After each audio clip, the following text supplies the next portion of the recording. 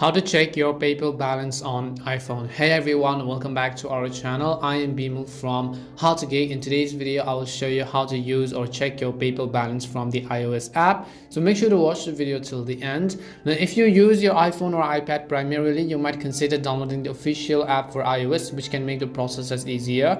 And bear in mind that this app is still unavailable in some regions. And you can start by downloading the app. So open the App Store on your iOS device.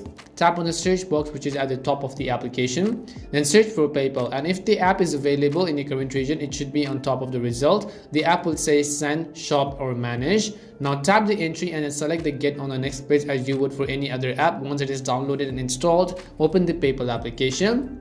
Enter your PayPal credentials and make sure to log into your account. And your current PayPal balance is located on the main account page on the left side of the screen. You don't even have to do anything. As soon as you log into PayPal, you'll be able to see your PayPal balance right over here. And that's all it takes to check your PayPal balance on iOS or iPhone. We hope the video was really helpful, and if it did help you, make sure to leave a like and subscribe to our channel. If you've got any more questions, feel free to leave them down. Thank you very much for watching and see you soon in our next video.